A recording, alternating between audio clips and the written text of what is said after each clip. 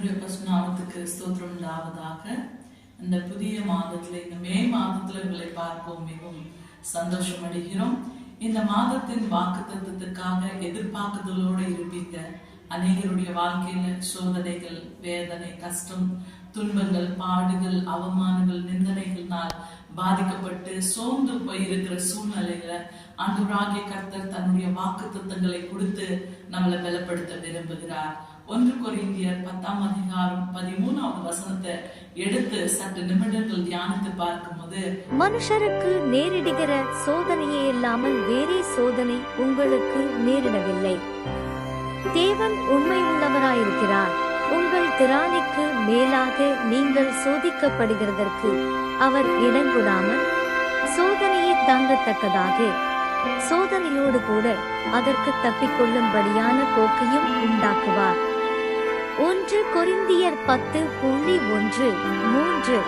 ஆண்டவருடைய வசனம் சொல்லுகிறது, அவர் தாங்கிட பலன் தருவார், தப்பி செல்ல வழி செய்கிற தேவன். இன்னைக்கு சோதனைகளை சகிக்கிறவன் பாக்கியவான் என்று வேதம் சொல்லுகிறது.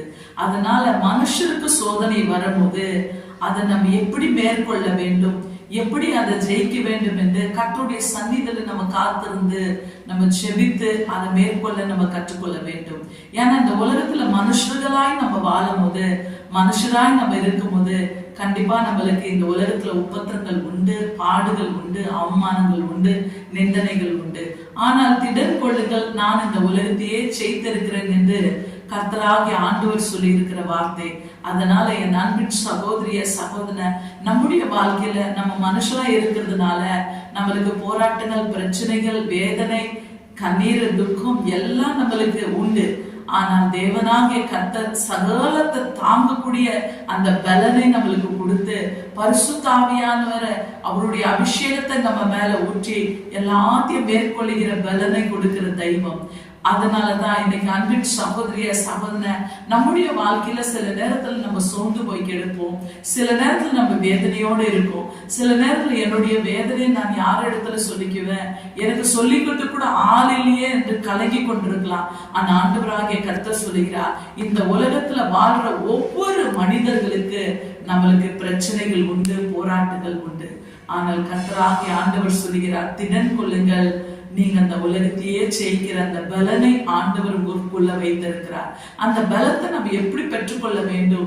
தேவ சன்னிதியில நேரத்தை நம்ம கழிக்க வேண்டும், ஆண்டவரிடத்துல நம்ம பேச வேண்டும். வசனத்தை கொண்டு, வார்த்தையை கொண்டு ஆண்டவராகிய கர்த்தர் நம்மளை பலப்படுத்துகிற தேவன். அவர் நம்ம இடத்துல பேசுகிற தேவனா இருக்கிறார். ஒவ்வொரு வார்த்தைகள் நம்மளை பலப்படுத்துகிற வார்த்தைகளா இருக்கிறது. அதனால என் அன்பின் சகோதரிய சகோதரன், வேதத்தை நம்ம வாசித்து பார்க்கும் போது நீங்க சோர்ந்து போகாதீங்க. ஆண்டவராகிய கர்த்தர் வசனத்தை கொண்டு நம்மளை தைரியப்படுத்துகிற தேவன்.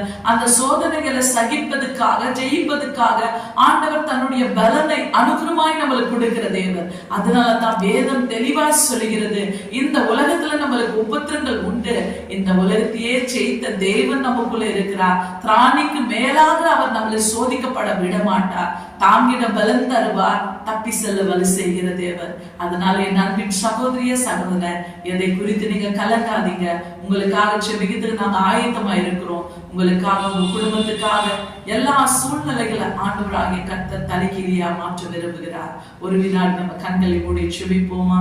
அன்பின் பரலோக பிதாவே, சோத்தரிக்கிறோம் ஆண்டவரே, தகப்பனே ராஜா, அந்த புதிய மாதம், இந்த மே மாதத்துல நாங்க பிரவேசித்திருக்கிறோம் ஆண்டவரே. இந்த மாதத்துல ஆண்டவரே சகலத்தை தாங்கக்கூடிய பலனை கொடுத்து தப்பி செல்ல வழி செய்த ஆண்டவரே, திராணிக்கு மேலாக எங்களை நீங்க சோதிக்கப்பட விட மாட்டீங்க ஆண்டவரே. ஒவ்வொரு குடும்பத்தாரி ஆண்டவரே, ஒவ்வொரு சகோதரி சகோதரர்கள் ஆண்டவரே ராஜா, வேதனையோட கலகத்தோட இருக்கிற பிள்ளைகளை இப்போது நம்முடைய வல்லமை இறங்கி வருவதாக.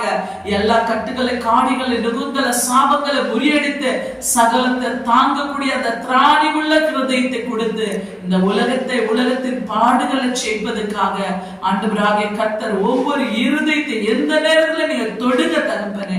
ஒவ்வொரு இருதயத்துல சமாதானத்தை தாங்க ஆண்டவரே ராஜா. அந்த நாளில் எப்பா நீங்க கொடுத்த அதிகாரத்தை கொண்டு பிதா, குமாரன், பரிசுத்தாவி நாமத்தினால் ஒவ்வொரு குடும்பங்களும் பாதத்தில் ஒப்பு கொடுத்து இயேசு கிறிஸ்துவின் நேற்று நாமத்தினால் செபிக்கிறோம் ஜீவனுள்ள நல்ல பிதாவே, ஆமென். Praise the Lord. God bless you. God be with you.